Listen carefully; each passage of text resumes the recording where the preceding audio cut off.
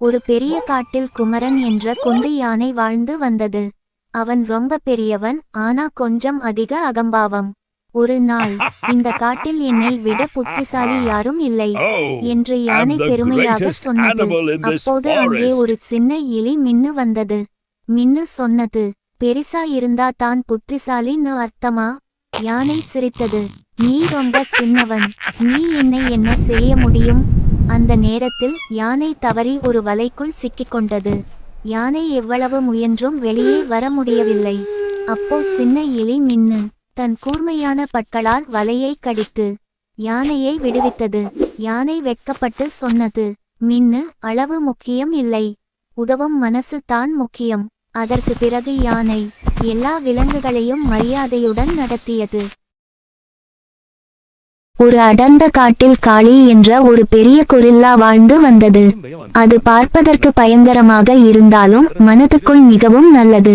ஒரு நாள் காட்டில் நடந்து கொண்டிருந்த போது ஒரு சிறிய குரங்கு மரத்திலிருந்து கீழே விழுந்து காயமடைந்திருந்தது.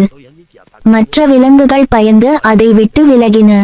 ஆனால் காளி மட்டும் மெதுவாக அருகில் சென்றது. பயப்படாதே என்று காளி சைகையால் சொன்னது போல இருந்தது.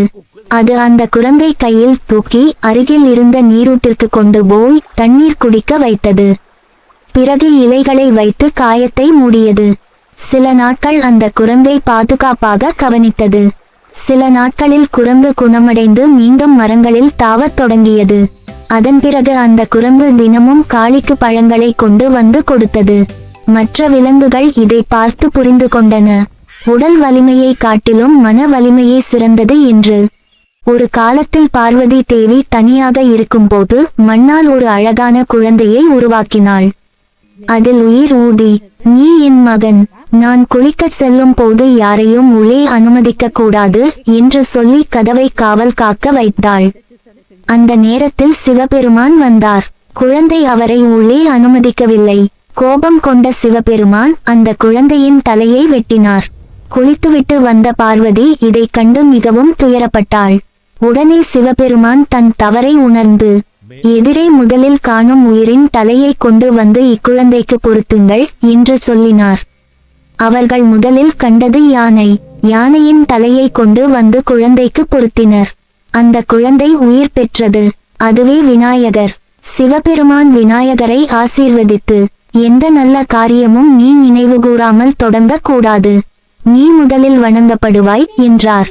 அதனால் தான் விநாயகர் விக்கினங்களை நீக்கும் கடவுள், முதலில் வணங்கப்படும் கடவுள் என்று அழைக்கப்படுகிறார்.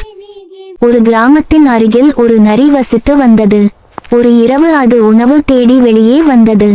அப்போது ஒரு வீட்டின் முன் எரியும் விளக்கை பார்த்தது. விளக்கின் ஒளியில் நரியின் நிழல் சுவரில் பெரிதாக தெரிந்தது. அதை பார்த்த நரி, அடடா, நான் இவ்வளவு பெரியவனா? நான் கண்டிப்பா சக்தி வாய்ந்தவன் என்று நினைத்தது. அந்த பெருமையில் அது சிங்கம் போல நடந்து கொள்ள ஆரம்பித்தது. ஒரு நாயை பார்த்ததும் பயமில்லாமல் அருகே போனது. ஆனால் நாய் குரைத்தவுடன் நரி பயந்து ஓடிவிட்டது. அப்போதுதான் நரி புரிந்து கொண்டது, நிழல் பெரிதாக இருப்பதால் தான் பெரியவன் ஆக முடியாது. பாடம்: பொய்ப்பெருமை ஆபத்தை தரும். ஒரு பெரிய காட்டில் ஒரு யானை இருந்தது. அது ரொம்ப பெரியது தான், ஆனால் மனசு ரொம்ப மென்மையானது. ஒரு நாள் யானை ஆற்றங்கரையில் நடந்து கொண்டிருந்தது.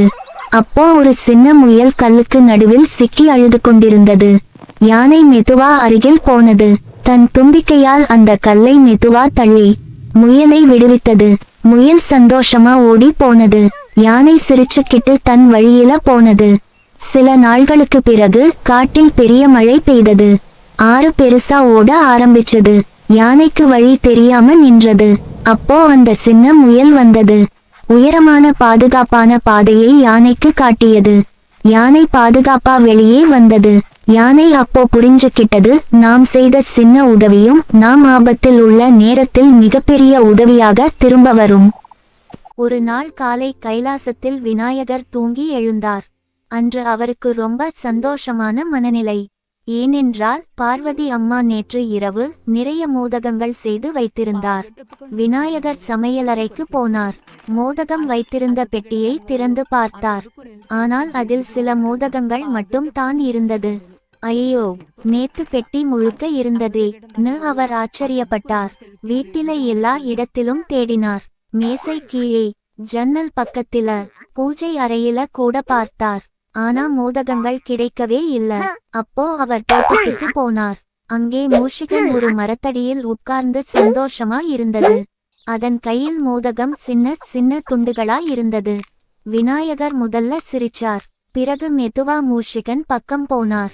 மூஷிகன் பயந்து ஓடவே இல்ல. அது விநாயகரை பார்த்து தலை குனிந்தது. விநாயகர் கோபப்படல. அதை அருகில் உட்கார வைத்து பகிர்ந்து சாப்பிடுறது எவ்வளவு நல்லதுன்னு சொன்னார். மூஷிகன் சந்தோஷமா தலையாட்டிச்சு. இருவரும் மீதமிருந்த மோதகங்களை சேர்ந்து சாப்பிட்டார்கள். அந்த நாள் விநாயகர் புரிஞ்சுக்கிட்டார். மோதகத்தின் சுவை மட்டும் முக்கியம் இல்ல, அதை நண்பர்களோட பகிர்ந்துகிட்டா தான் சந்தோஷம் இரட்டிப்பு ஆகும். ஒரு அடர்ந்த காட்டில் பாண்டா பாபு என்ற ஒரு அழகான பாண்டா வாழ்ந்து வந்தது. அவனுக்கு சாப்பிடுவதும் தூங்குவதும் ரொம்ப ரொம்ப பிடிக்கும். அதே காட்டில் ஹிக்கி என்ற குட்டி குரங்கு இருந்தது. அவன் மிகவும் சுறுசுறுப்பாகவும் புத்திசாலித்தனமாகவும் இருந்தான்.